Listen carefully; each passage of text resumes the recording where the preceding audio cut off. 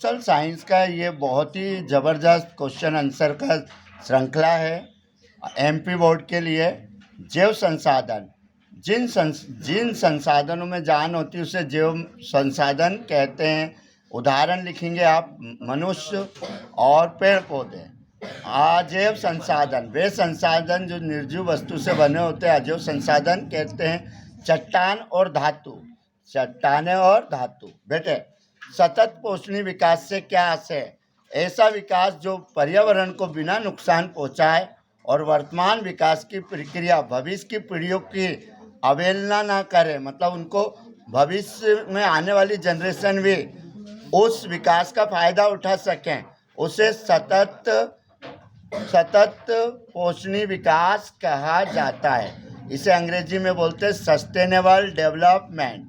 Digital Bharat क्या है?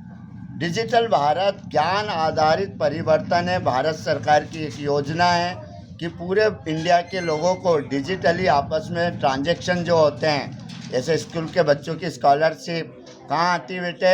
Online ही आती है उसके अकाउंट में। अब जो भी वर्क होगा डिजिटल भारत की इस योजना के आधार पर ऑनलाइन होगा, पेपरलेस वर्क होगा। और इसका मतलब होता है पूरा आईटी, इंडियन टैलेंट। आईटी का मतलब इंडियन टैलेंट। दूसरा आईटी का मतलब है इंफॉर्मेशन टेक्नोलॉजी। तीसरा आईटी का मतलब इंडिया टुमारो, कल का भारत। पहला भारतीय प्रतिभा, सूचना की जो टेक्नोलॉजी है वो तीसरा है कल का भारत। और कल का भारत बेटे जो आजकल है ना, जो ज़्यादातर कैशलेस हो रहा है, पेटीएम से पेमेंट वगैरह हो रहा है, ये सब डिजिटल भारत, डिजिटलाइजेशन है। इवन एजुकेशन भी डिजिटली हो रहा है ज़्यादा। चल अगला, पांडुलिपियाँ क्या है? पांडुलिपियाँ मुद्रण के पहले लिखित ज्ञान का माध्यम थी, या ताड़ के पत्तों पर या हाथों से बने कागज पर नकल करके बनाई जाती थी। पांडुलिपि क्या है? मुद्रण के पहले लिखित ज्ञान का माध्यम था, या ताड़ के पत्ते या हाथों से बने कागज पर इसकी नकल करके बनाई जाती थी। बहुत ही नाजुक होती थी, इसे बहुत संभाल के रखना पड़ता था।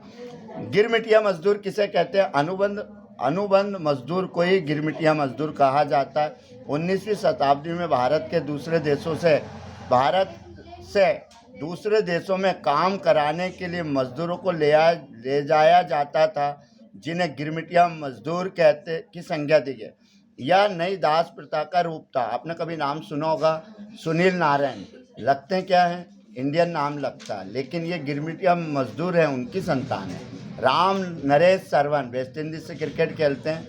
ये जो एक चंद्रपाल, शिव नारायण चंद्रपाल है ना, तो ये गिरमिटिया मजदूर है। इंडिया के लोग फिजी वगैरह गुआना जाते थे और वहाँ दास प्रथा टाइप की था और वहीं बस गए, और उन्हीं की जो नेक्स्ट जनरेशन है वो गिरमिटिया मजदूर के रूप में आप देखते हैं। चलो, मृदा अपरदन किसे कहते हैं? भूमि की ऊपरी सतह पानी या हवा के द्वारा एक स्थान से दूसरे स्थान पर चली जाती है, इसे मृदा अपरदन कहते हैं। भूमि की ऊपरी सतह पानी या हवा द्वारा एक स्थान से दूसरे स्थान पर स्थानांतरित हो जाती है, उसे मृदा अपरदन कहते हैं। अंग्रेजी में सॉइल इरोजन। भारत की मुख्य खाद्य फसलों के नाम लिखिए। भारत की मुख्य खाद्य फसलों के नाम और उसके उत्पादन कहाँ होता है? भारत की मुख्य खाद्य फसल खाने में काम आएगी। गेहूँ, चावल, दाल, मक्का, ये खाद्य फसल है। और ये कहाँ होती है? उत्तर पूर्वी मैदानी क्षेत्र और उत्तरी मैदानी क्षेत्र में, और उत्तर पूर्वी मैदानी क्षेत्र और डेल्टाई प्रदेश में उगाई जाती है। भूमि निम्नीकरण के कारण, लैंड डिग्रेडेशन, वनारोपण करके चारागाह का उचित प्रबंध और पशुचारण नियंत्रण से इसको दूर किया जाता। अधिक सिंचाई पर भी रोक लगाई जा सकती है। आधारभूत उद्योग, उदाहरण दे, वे उद्योग जो अनुद्योगों के आधार होते हैं, उनका निर्माण और संचालन का काम आते हैं, उन्हें आधारभूत उद्योग कहा जाता है। लोहा इस्पात उद्योग एक आधारभूत उद्योग। गहन जीविका कृषि, गहन जीविका कृषि उस क्षेत्र में की जाती है जहाँ पर भूमि पर जनसंख्या का दबाव अधिक होता है और इसमें अधिक मात्रा में जैव रासायनिक खादों का प्रयोग किया जाता है, सिंचाई का प्रयोग किया जाता है। भारतीय अर्थव्यवस्था में उद्योग के दो योगदान। उद्योग का राष्ट्रीय अर्थव्यवस्था में योगदान। उद्योग से उत्पादन में वृद्धि होती है, जिससे प्रति व्यक्ति आय बढ़ती, वृद्धि होती, पर कैपिटल जीवन स्तर सुधरता, लिविंग स्टैंडर्ड सुधरता, रोजगार के साधनों में वृद्धि होती और मानव संसाधन पुष्ट होता। Thanks for watching my video.